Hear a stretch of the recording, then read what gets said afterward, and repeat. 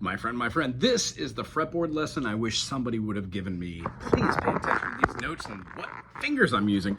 I'll be as clear as I possibly can, and hopefully we'll walk away with this with a little bit more knowledge than you came in with. When we play any chord that we know, every single one of them is devised amongst three notes called a triad, 1, 3, and 5 of every given key. You don't need to know what the name of the notes are, but for this process, it sure as heck helps when you start wanting to see patterns that allow you to see major, another pattern which allows you to complete major functionality. They look exactly the same, and then when you scoot up and move over and play other patterns of functionality, noticing how this one had a whole step from the 1 to the 2, minor second, major second, and then a minor second following up. These in the middle had a minor second, then a major second. This pattern is what we would use for a mode called Ionian, or you could just call it a major scale. When we change this last note, we get a mode called Mixolydian. So the concept is you don't need to know what the names of the notes are. You might want to invest in learning what shapes and patterns are. It's a great methodology. For those of you who are here to know what the notes of the names on these are, the best way to do that is to play 1 finger, 2 finger, 3 finger, 4 finger right in the middle, and then move up to the next line.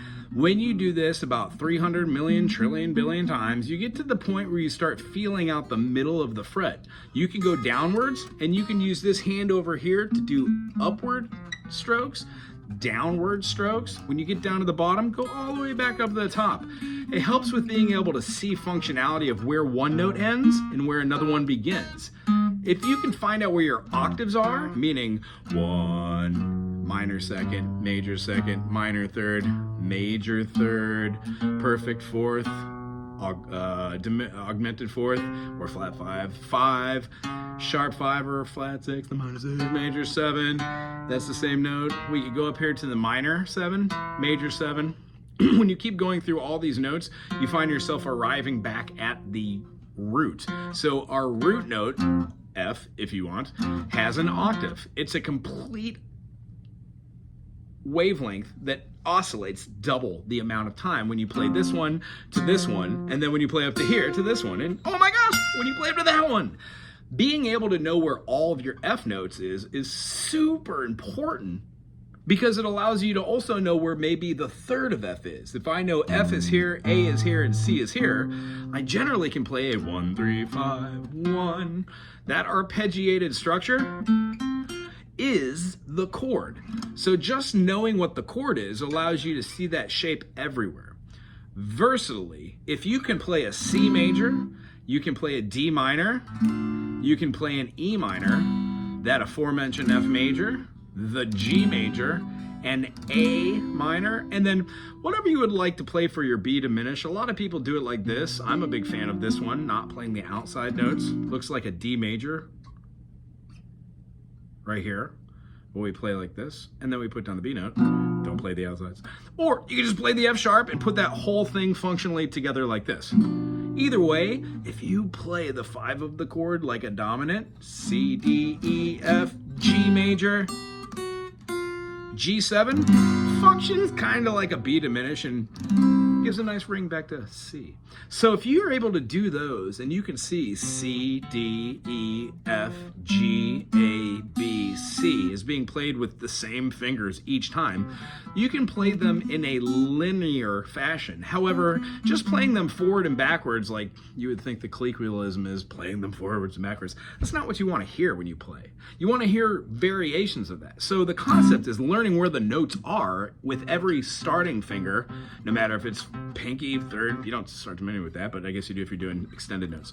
If you do like C, D, E, F, G, A, B, C, C, D, E, F, G, A, B, C, C, D, E, F, G, A, B, C, when knowing where those are those shapes and patterns I was talking about, which allow you to see like A minor or natural minor, quite literally just to be the different pattern first, and then the next pattern, which was the one that was on the bottom, and now one that goes up on top, which is the different pattern, which allows us to hear the minor tonality of the 1, 2, flat 3, 4, 5, flat 6, flat 7, and 1.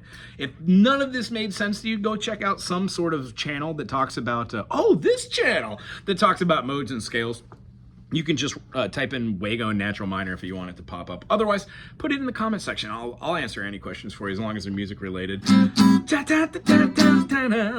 So when jamming, no matter where you're doing it, with the A minor here, your A minor here, moving this up to your A minor here, anywhere that you've got these A minor chords, you can go betwixt them using the chords that are in the scale, no matter where they are. And what happens is, after knowing where the note names are, E, F, F sharp, G, G sharp, A, knowing that continues, we can work this pattern of fourths, and believe it or not, a third right here, we can work those out to our advantage, knowing that our triads, the aforementioned 3 notes, are going to be a major third and a minor third.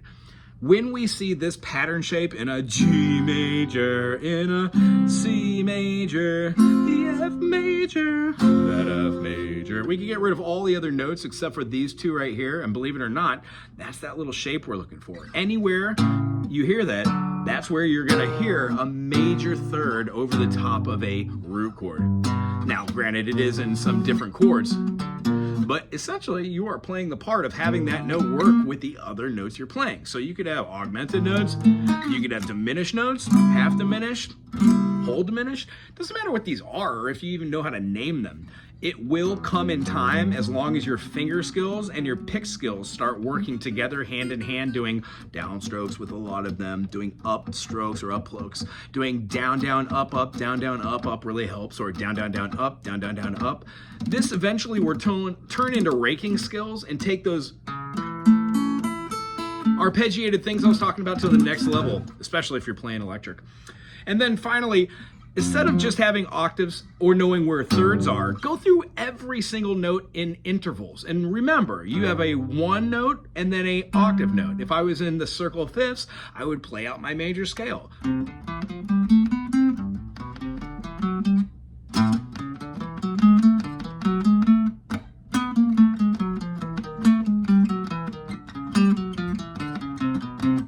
How did I get around to places? It wasn't a lot of magic.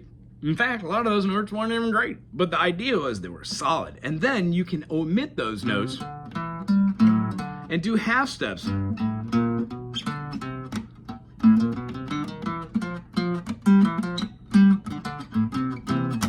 Maybe add some chords behind it.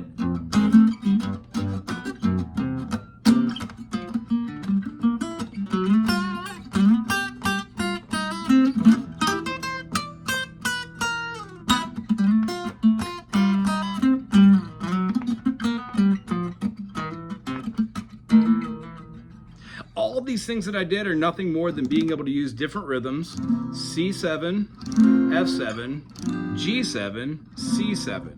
C major, when you rock this down, you get this huge backwards triangle like a D7, but it looks like this diminished. But we're gonna be dropping it right here on the B, the G, and the D, and that gives us this really cool 7th thing. If we put it down here with its bass, yeah, we get like what looks like our A major.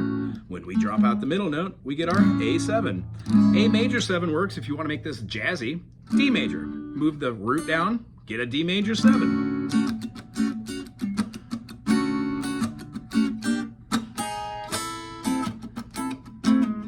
All major 7 chords share a major tonality with a minor chord. So when you're playing a D major 7, you could also see it as being an F sharp minor, because the top half of that would work. You could also view it as like 13, 14 different other chords, but that is a different video for a different time. Tell you what, most videos round out about 9 minutes to 10 minutes. If you have made it this far, congrats to you. The last thing I want to leave you with is just the concept of being able to use your circle of fifths to play modes, and this is how to practice in the beginning. You don't have to do this forever, but I would suggest you would pick different notes. So a C to a G, D to an A, E to a B, C sharp to an F sharp. I'm sorry, F sharp to a C sharp. So when we're doing these notes, we would be doing like our circle fifths in full. That would be our major Ionian. C, D, E, F, G, A, B, C, G, A, B, C, D, E, F sharp, G. We would then go to our D, D, E, F sharp, G, A, B, C sharp, D, A, B, C sharp, D, E, F sharp, G sharp, A. If you can go through each one of these and move through your tonalities and you know the names of the notes that are associated with them and your fingers feel good while you're playing it too, you can then move on to making changes in these with your rhythms and with the names of the notes. So if I wanted to do all sharp fours, I would be utilizing a mode called Lydian. 1, 2, 3, 4. 1, 2, 3, 4.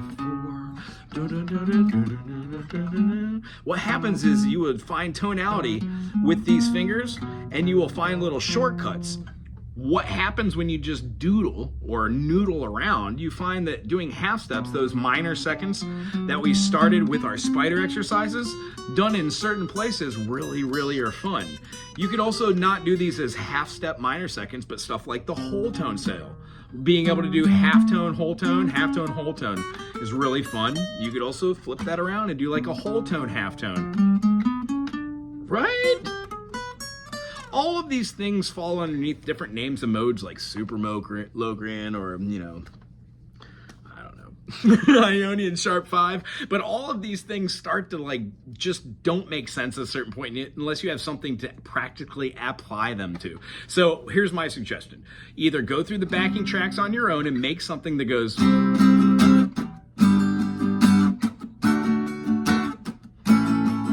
circle fifths. You could also do the circle fourths. F is going to go to a B flat. B flat's going to hit an E flat. If you like to play it down here, by all means, just try all of your majors in the beginning. E flat, A flat, D flat, G flat, C flat. By that time, you'll have all your 7 flats, all your 7 majors.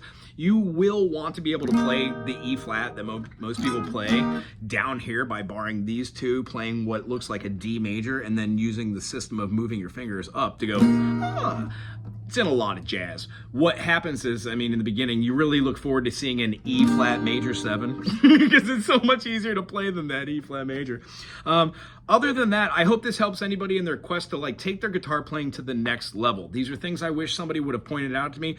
They didn't make sense then. I don't know if they'll make sense here. But if you get rid of your A and your E string, you've essentially have an ukulele. So if you have time, pick up an ukulele or a baritone uk, start playing some chords from this channel, start Googling some other channels that do the same thing, and show a little love to the music community. Anyway, I really appreciate you being here. If you're watching this in the future, yeah, I still check channels.